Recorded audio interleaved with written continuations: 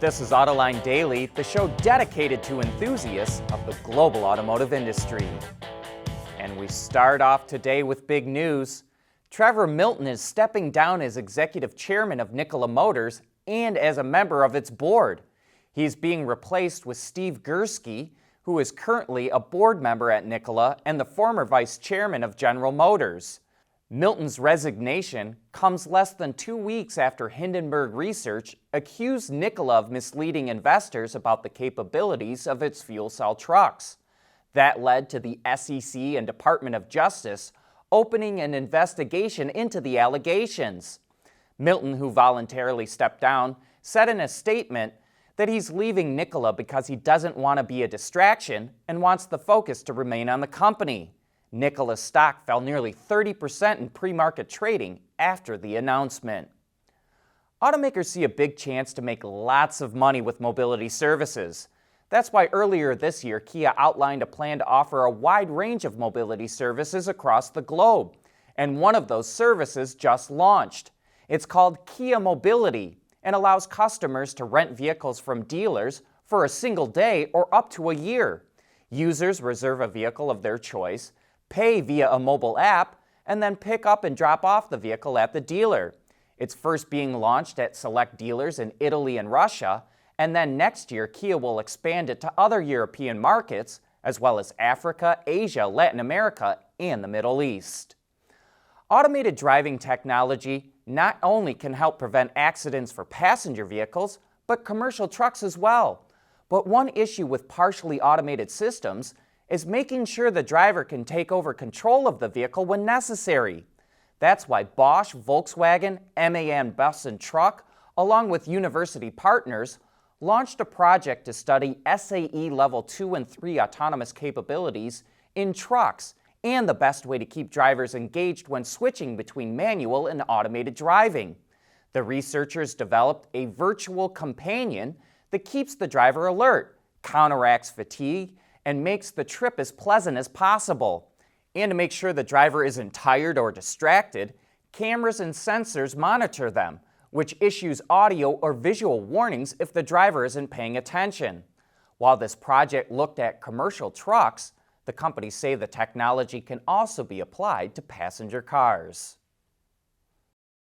We want to know what drives your testing. OTA, connected car, diagnostics, remote testing. Intrepid Control Systems is here to help you work from anywhere. Intrepid Control Systems, driven by your data.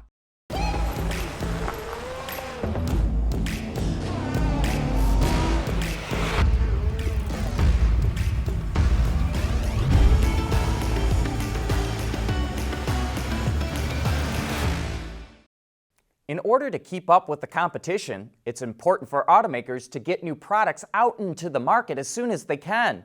And to help speed up the development process, BMW is using augmented reality technology in concept and prototype engineering. By wearing AR goggles, engineers can overlay virtual parts on a real vehicle body to see if it can be installed without problems. They can manipulate the augmented parts with their hands to modify the size, position, and angle of the components. BMW says the technology can save up to a year on validation. A bright chrome grille has always been the distinguishing feature of any Denali branded vehicle from GMC, and you'd be hard-pressed to miss the one on the all-new Yukon Denali. Hey, that's the wrong picture. There, that's better. It's kind of hard in these pictures to convey just how big and bright the grille is, but in person, it practically slaps you in the face. And while it might be gaudy to some, GMC seems to have the recipe for what Denali customers like locked down. Denali's account for something like a third of all of GMC's sales. And the all-new Yukon Denali shouldn't detract from that success. It's the latest vehicle to roll through the Autoline garage that we had the pleasure of driving, and we do mean pleasure. Despite riding on massive 22-inch wheels and tires, the Yukon Denali soaks up the road like a luxury sedan, thanks to the new fully independent rear suspension and the magnetic and air ride dampers. This is easily the best riding Yukon GMC has ever made. It might also be the quietest. you do get a hollow sounding, tinning kind of noise from those big wheels, and anyone that's ever driven a vehicle with large wheels and low profile tires knows the sound I'm talking about.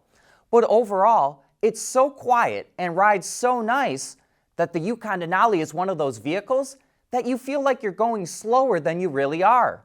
And the interior is nicely laid out with quality materials and a large center screen. GM's pickup trucks need to adopt the same look ASAP. As nice as the interior is, GMC designers added some utilitarian aspects as well.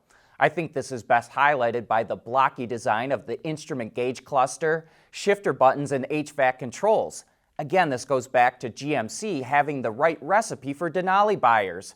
However, for me, when I look at the $86,400 price tag of our test vehicle, I wish the interior looked more like a luxury sedan.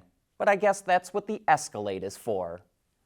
Coronavirus is changing the way we travel, and could there someday be a whole fleet of single occupant self-driving taxis running around town? That's the idea of design graduate Marius Lochner, who won the Ford New Norm Mobility Award for their Move One concept. Designed for people with limited mobility in mind, the Move One concept features a minimalist interior with flat surfaces and easy-to-clean materials.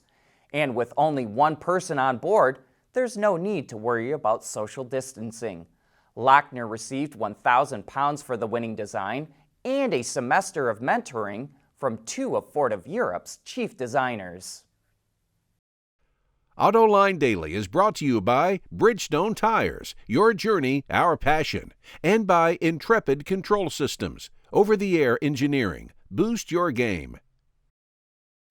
I've got a question for you that people usually have a strong opinion about. Here's a short video I shot the other day that will explain it all. Hey, Sean McElroy here. I bet some of you still remember things from driver's training. To this day, I still look at the outside marker on a lane if some yahoo in oncoming traffic has their brights on. Or how about pretending your steering wheel is a clock and holding your hands at 10 and 2? It's said to be the ideal place to put your hands, or at least somewhere right around there.